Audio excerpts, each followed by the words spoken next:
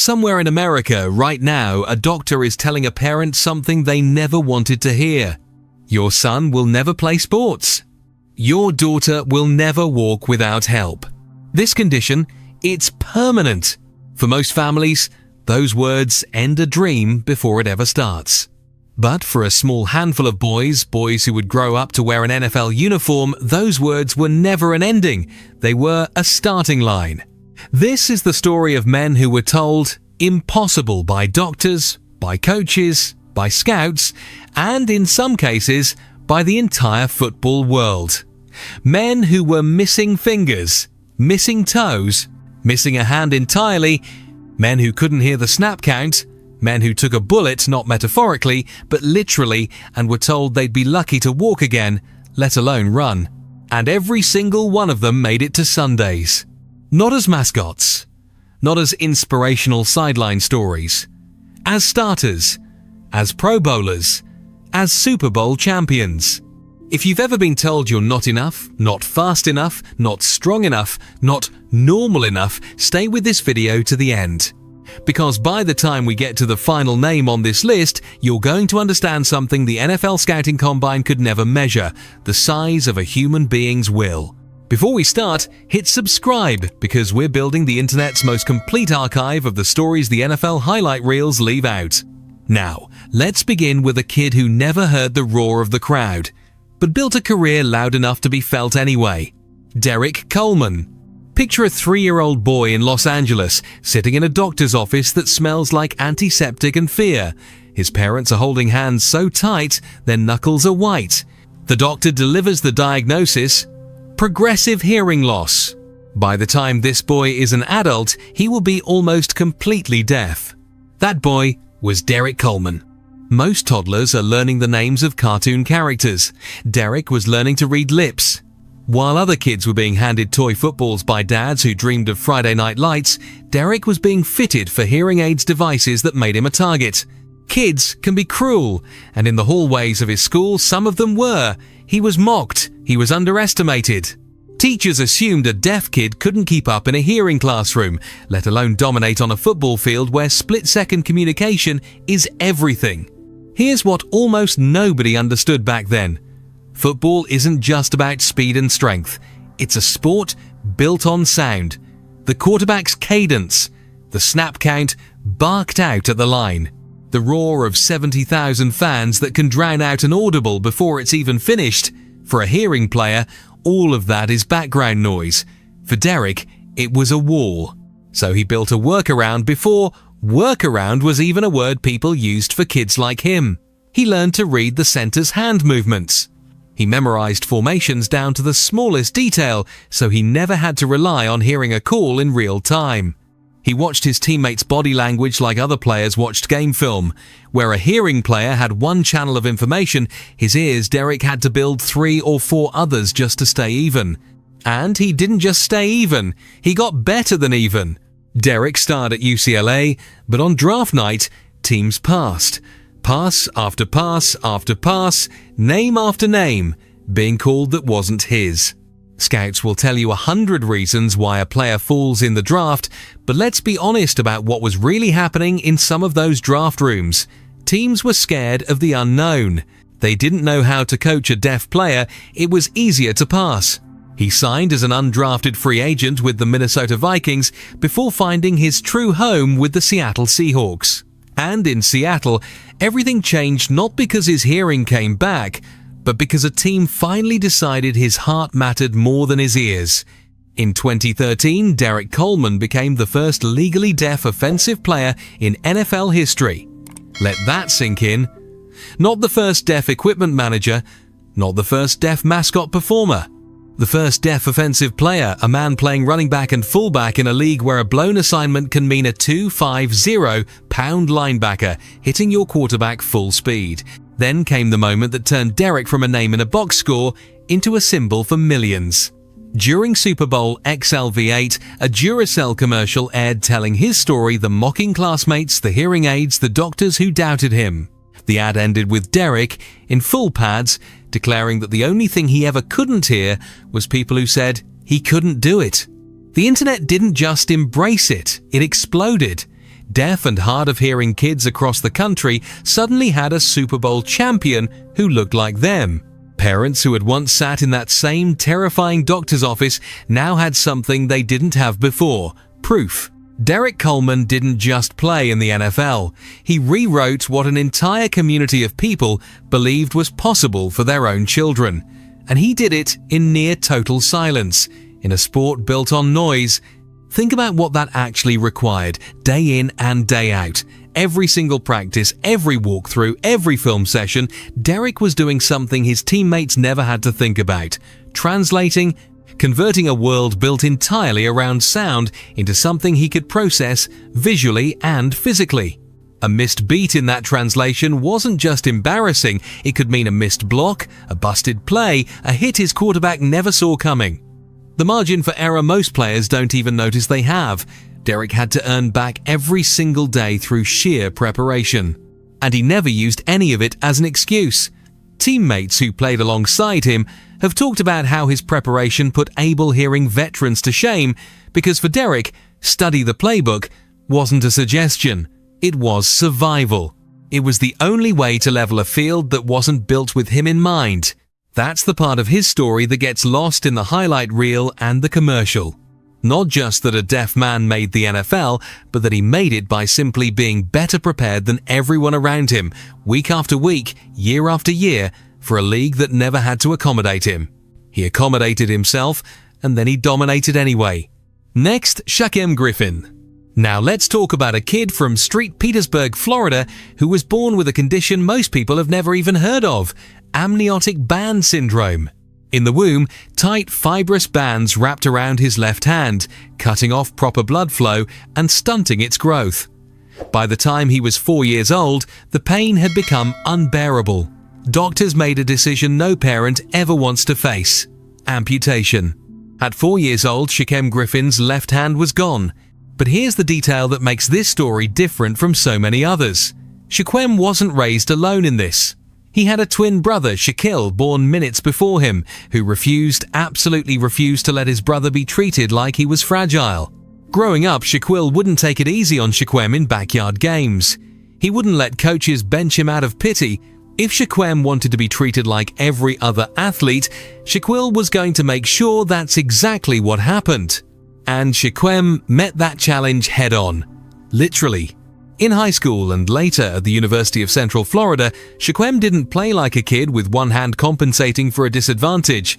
He played like a heat-seeking missile. He racked up sacks. He forced fumbles. He became UCF's Defensive Player of the Year, an All-American, and the Peach Bowl Defensive MVP as UCF finished a perfect, undefeated season. Still, entering the 2018 NFL Draft, the skepticism followed him everywhere. Could a one-handed linebacker really hold up against 300-pound NFL offensive linemen?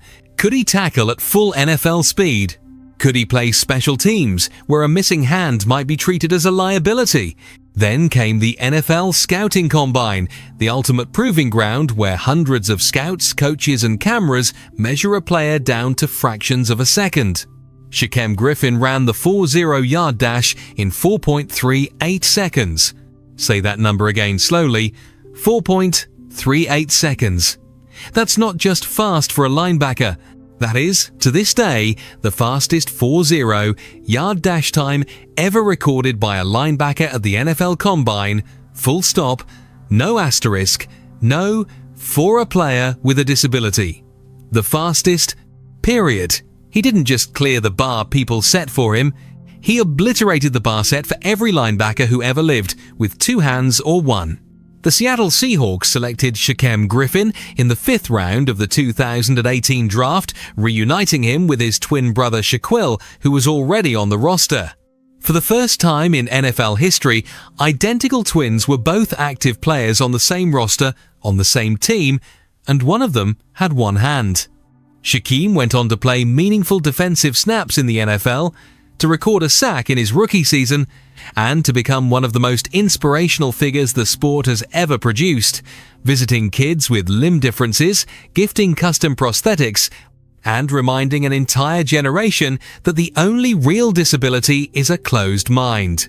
2 boys, 1 womb, one dream. And when the world tried to tell one of them no, the other made sure that word never had a chance to stick. Next, Tom Dempsey. Let's go back further now. Back to 1947, to a delivery room where a baby boy was born without toes on his right foot and without fingers on his right hand. In 1947, disability wasn't discussed the way it is today. There was no wave of adaptive sports programs, no viral compilations. A child like Tom Dempsey in many communities would have been quietly steered away from athletics altogether, told gently but firmly to find something else to love. Tom's parents didn't do that. And Tom Dempsey himself absolutely refused to do that.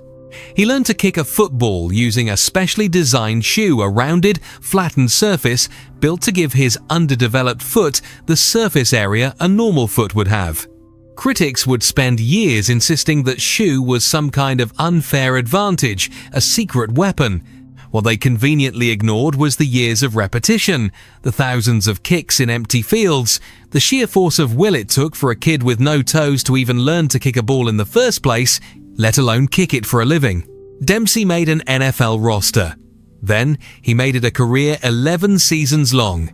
And on the 8th of November 1970, playing for the New Orleans Saints against the Detroit Lions, with 2 seconds left on the clock and his team trailing, Tom Dempsey jogged onto the field for a field goal attempt that no kicker in NFL history had ever successfully made from that distance. 63 yards. The snap, the hold, the swing of a foot with no toes on it, and the ball sailed impossibly, gloriously through the uprights. The stadium didn't just cheer, it detonated. Tom Dempsey's teammates carried him off that field like he had just won a war, because in a very real sense, he had a decades-long war against every person who ever assumed his body made him less than whole. That 63-yard field goal stood as the NFL record for 43 years, untouched until 2013. And the ripple effects went even further than the record book.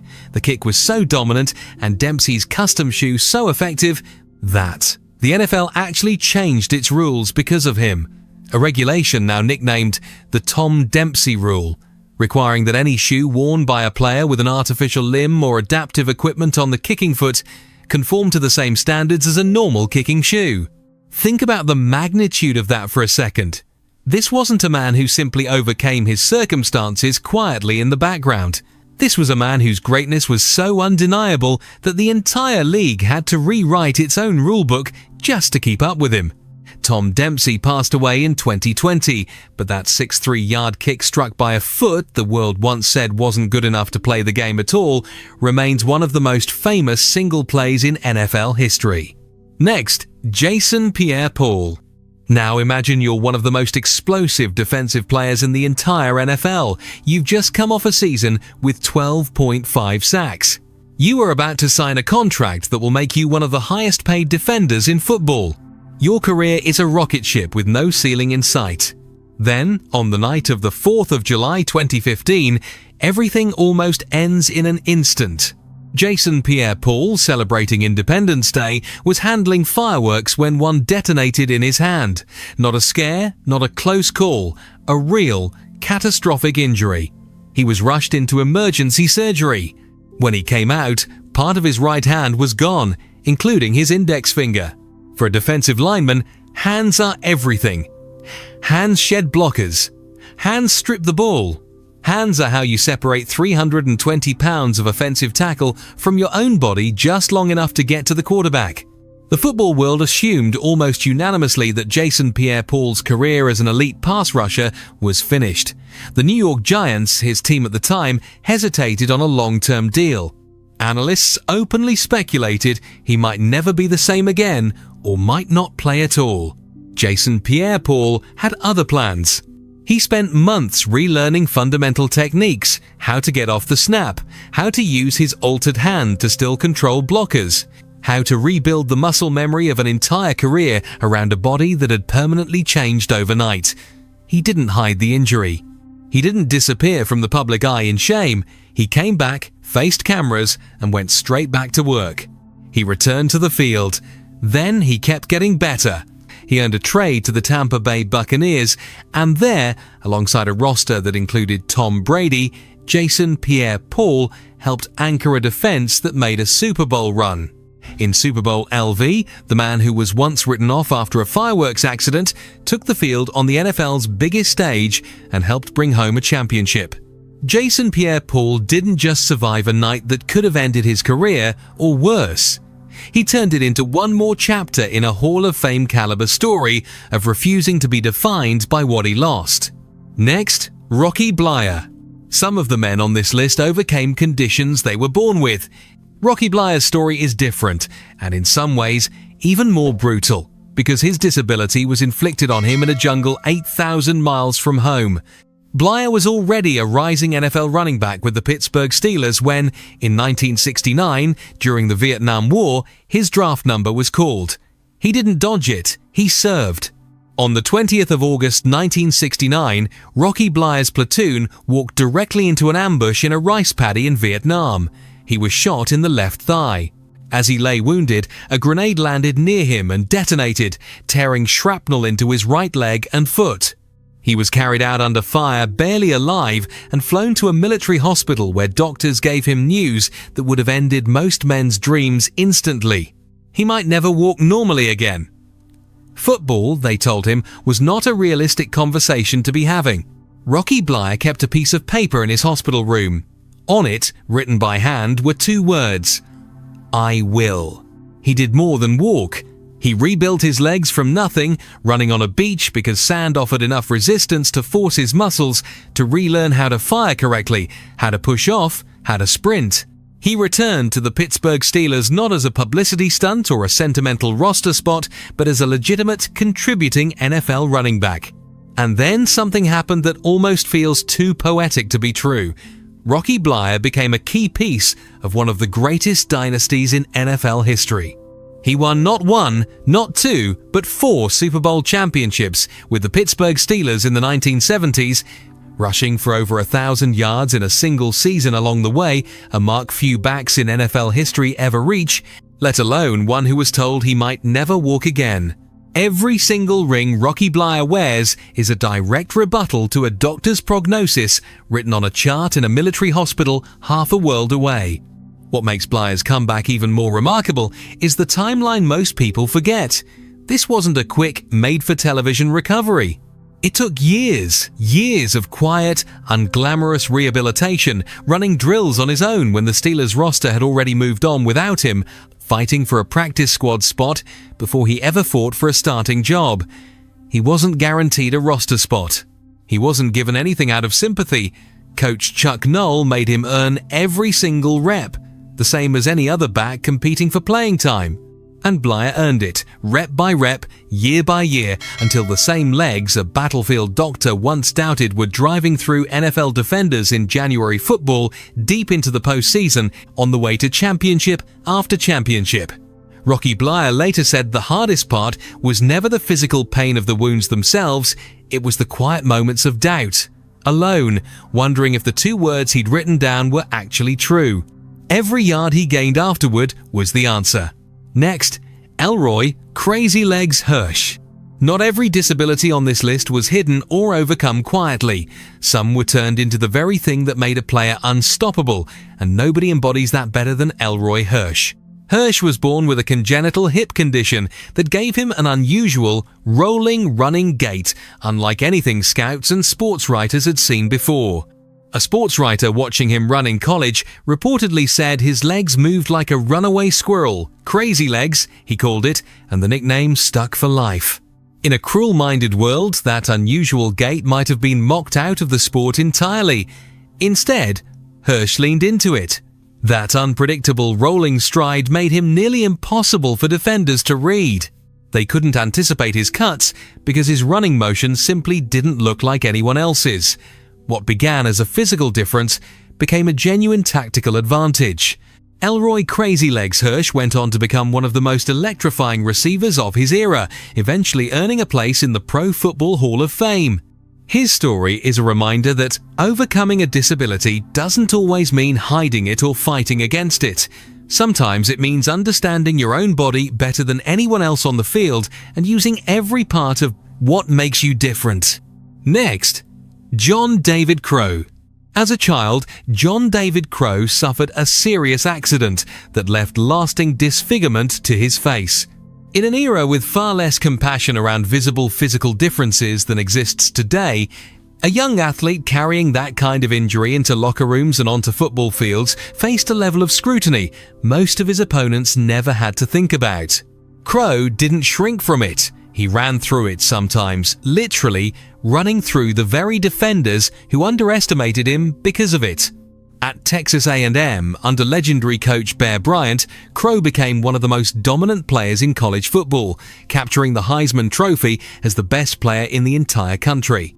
He carried that dominance into the NFL, earning 4 Pro Bowl selections across a career built on toughness that no scar or disfigurement could diminish.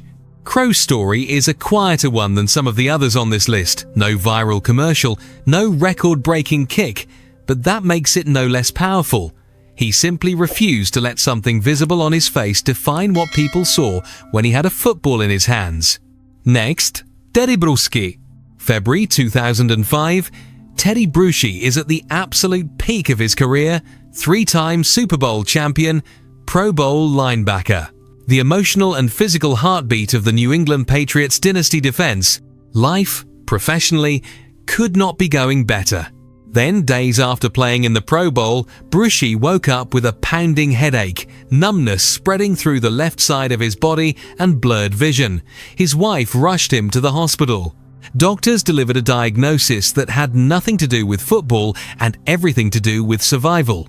Tedy Bruschi had suffered a stroke caused by a previously undiagnosed hole in his heart, a small hole that had likely existed since birth, quietly waiting. He was 31 years old. Strokes, in the public imagination, happen to the elderly, not to elite professional athletes in the prime of their careers. Doctors performed surgery to repair the hole in his heart. For a while, simple tasks, buttoning a shirt, finding words in a sentence were a genuine struggle. Football wasn't just in question. For a moment, it wasn't even part of the conversation. Survival was. But as Bruschi's body slowly healed, something else began to stir. The unmistakable pull of the game he'd loved his entire life. He began training in secret, testing his body's limits away from cameras, refusing to let anyone, including himself, assume this was the end before he'd proven it one way or the other. Tedy Bruschi returned to the NFL in the 2005 season. He didn't just make a cameo appearance to close the book gracefully. He played 4 more full NFL seasons after the stroke, remaining one of the most respected defensive leaders in the league, a captain in every sense of the word, guiding a defense that had every reason to write him off and instead watched him lead from the front year after year. Look back at everything you just heard. None of these men asked to be tested this way. Nobody chooses to be born without a hand, or to step into a rice paddy ambush, or to wake up mid-stroke at the height of their career. But every single one of them was handed a version of the same brutal question: are you going to let this be the end of your story, or the beginning of a better one? Every one of them chose the second answer. If there's one thing this list should leave you with, it's this: the human body has limits. The human will, apparently, does not. So if somebody in your life, a doctor, a coach, a teacher, a stranger online, or even the voice in your own head has told you that your circumstances make your dream impossible, let this be your reminder that some of the greatest careers in NFL history were built by men the world had already written off. They didn't need 2 hands, or perfect hearing, or an uninjured body. They needed one thing you already have: the refusal to accept impossible as a final answer. If this story moved you even a little, do 3 things before you go. Hit subscribe so you don't miss the next story like this one. Drop a comment with the name that hit you hardest: Derek, Shaquem, Tom, Jason, Rocky, Elroy, John David, or Teddy, and tell us why. And share this video with someone in your life who needs to hear today that their circumstances do not get the final say in their story.